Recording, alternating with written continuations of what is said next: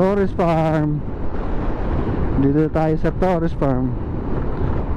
And for today's video, samahan nyo kami sa isang gala. Ay di pala gala to, sundo. Hatid, sundot. Di bali guys, sinatid ko pala yung jowa ko. Tapos susunduin ko na naman ngayon. So about 20 or 17 kilometers. Kasi mula Naik hanggang Manggahan Gentry. Doon malapit na yung school na doon. So for today's video, samahan nyo ako para for the record para sa kalsada mula Naik mula Torres Farm pala hanggang 13 Martires. So ang dami ng pagbabago guys. Marami ng mga tinatayong mga ano. Dati ang daan ko dito mga year 2017. Talagang akala mo parang walang katao-tao talaga. Pagka dumaan ka wala kang mapapagtanungan. Nakapunta na kasi ako dito, nag-commute lang ako dati. Kasi field technician ako dati. Bale may service ako sa 13 banda. At yun, bale dumaan ako ng Naik. So di pa kami nakatira sa Naik noon, nasa Las Piñas pa kami. Ang sakayan nun, pinupuno pa, pila ka pa, pinupuno. Hanggang ngayon naman siguro. Kasi nga, bihira pa rin naman yung tao na sumasakay. Pero pag sumasakay naman din napupuno na agad. Dito na dati na umabot pa ng 20 minutes 30 minutes. May welcome na din, no? Welcome, Naik yan, Naik. Saka pa ng Naik. So yun nga, balik tayo sa yung sinervisan ko sa 13. Kaya madadaanan naman natin ngayon. EEI siya, EEI company. So talagang yun construction, contractor. Malaking kumpanya yun, EEI. Tapos yung inaano ko doon printer. Kasi siyempre mga projects nila ang daming papilit, mga construction projects. So yun, ito na tayo, boundary na ng Tanza to. Unahan dyan na yung EEI So ituturo ko sa inyo. So yan, dito ito wala pa tong mga building na to, itong mga kabahayan na to.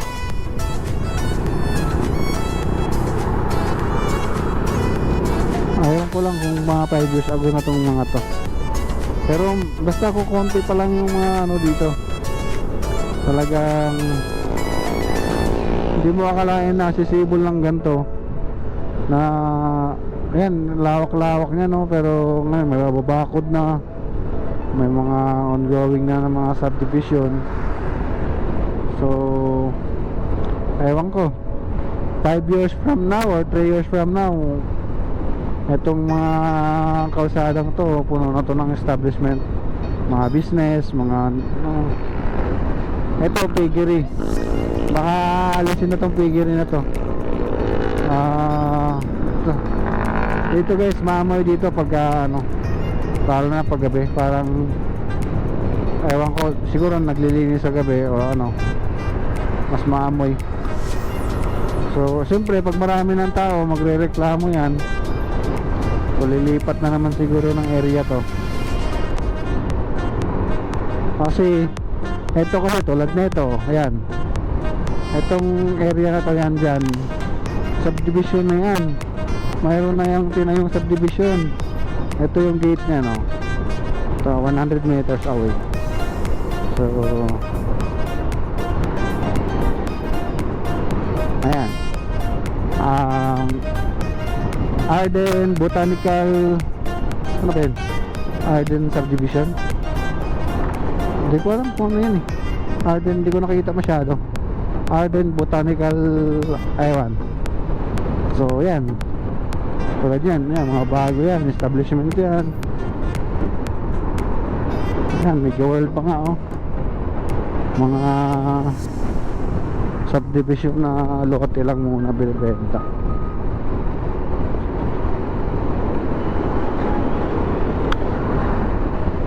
Itong first Nike na to, wala pa ata to, mga 10 years ago, wala pa to. So yan, ito yung sinasabi ko sa inyo na ano, EEI. So yan, malaking kumpanya yan, nationwide yung project yan. Partner ata ng gobyerno yan o ano, sila yung laging gumagawa ng kalsada ng so dyan, papasok dyan. So parang ano yan dyan, compound ng mga sasakyan nila, mga equipment. So ngayon naman ngayon yan oh. Dati talahiban talaga yan, walang ano yan. Ngayon subdivision na. Talagang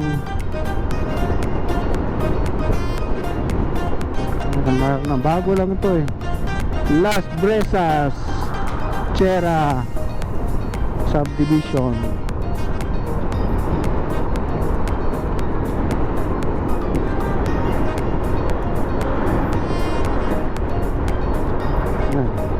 Okay dito kasi naka ano na siya eh, 5 lanes or 6 lanes. Yan. Kaya walang traffic dito. Kaya mapuno man ng subdivision dyan, kaya-kaya lang. Hindi pa masyadong matraffic. Kaya yan, good luck na lang kung magkataon after 5, basta after 5 years, 3 years, 5 years, ako, malaking pagbabago na yan, malaking nabago na yan sa ano, sa isang lugar. Naik na ngayon, biglang usbong eh. Kaya sa problema ngayon ng Naik, yung basura kasi yung sa pagkakalam ko yung isa sa main partner nila na taga-kolekta ng basura, yung private ano, dumodoble kasi yung basura, kaya yung expect pang kontrata o ano na bago. Kaya problema sa Naik ngayon yung basura na ano, matagal makolekta, tag 3 linggo, minsan nga tag 2 months, ibang subdivision nga tag 2 months eh. Kaya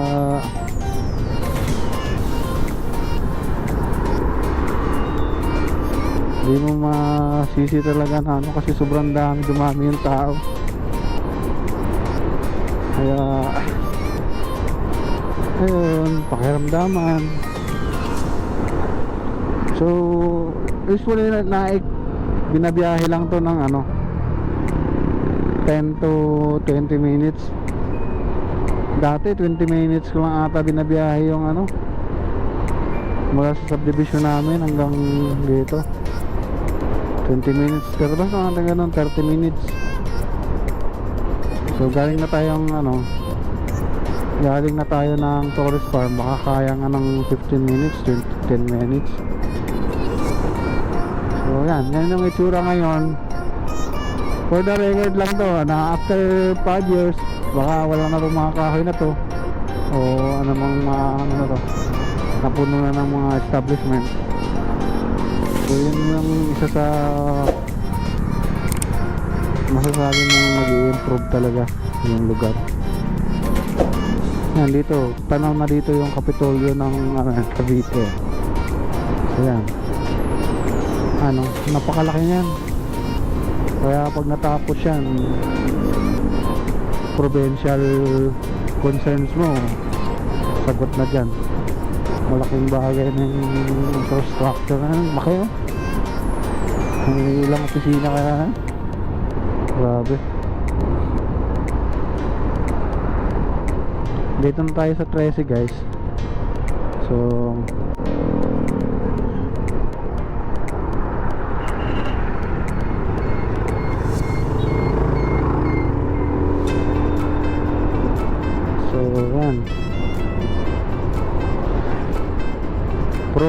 accident prone area yung lugar na yun, guys. Kaya pag nadaan kayo dito, alalay lang kayo doon. Doon din yung daanan ng mga patay, kaya sabi nila marami daw nagano dyan, nagmumulto. Bigla-bigla na lang na-disgrasya kahit wala namang tumatawid kung ano. So yan, itong gasolinahan na to, guys, this year, last year lang to, bagong bago, fresh from the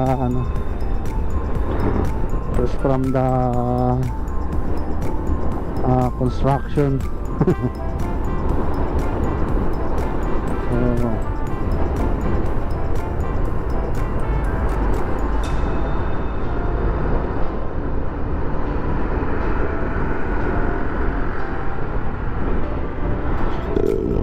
ay, busog ako. Ito, building na to, bago lang to, guys.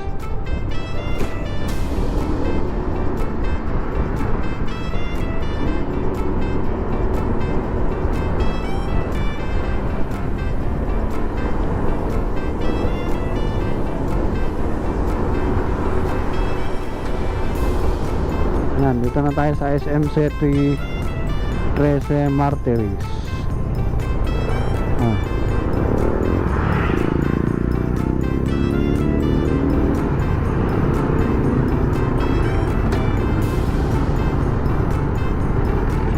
Dito paghapon sobrang traffic dito, guys.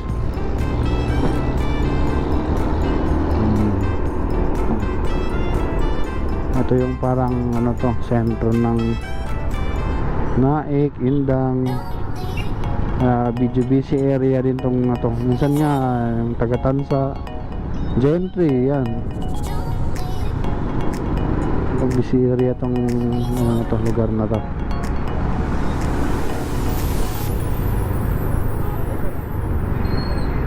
So stoplight. Parang gusto mong ata dito. Hindi naman ito ng test na margaras.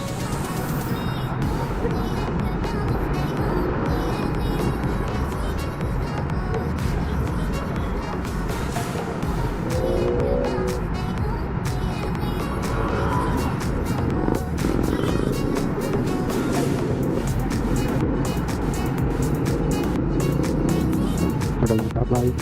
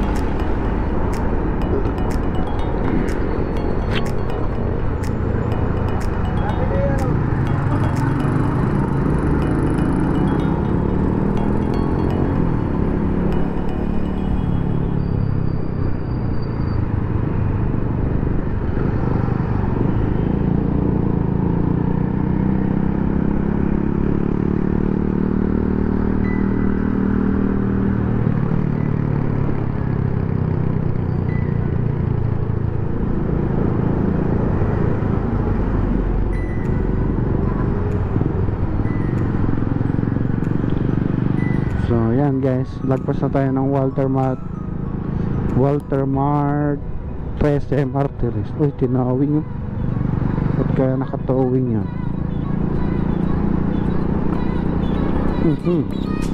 Sira yung Don Aldrin. Matanda na si Don Aldrin.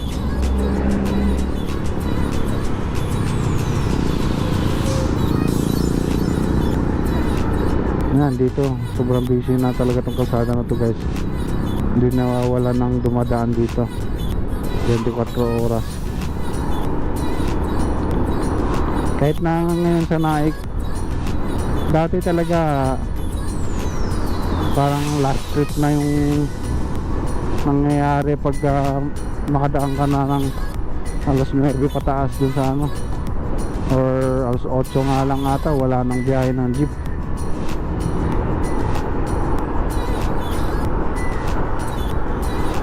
Kaya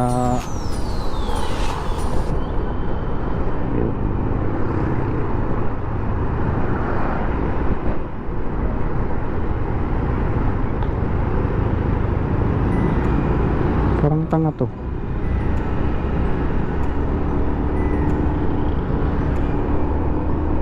Di ba parang bulag ata daw, di nakikita yung nilalagay doon sa ano niya, side mirror niya.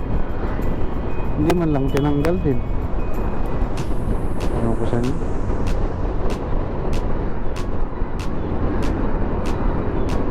So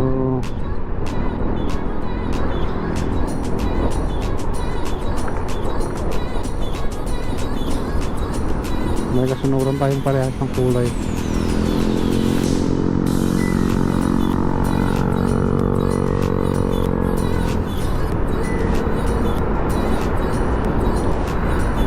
So dito na tayo sa Perez.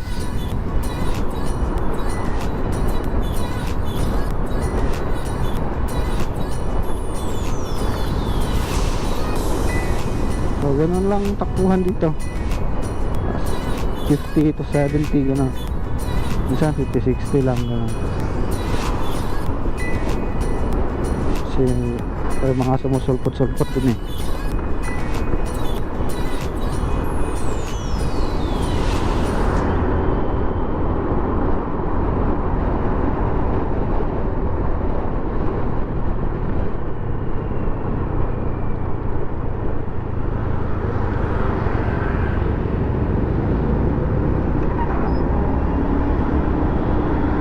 So yan, itong McDo na to last year lang din ito, bagong bago.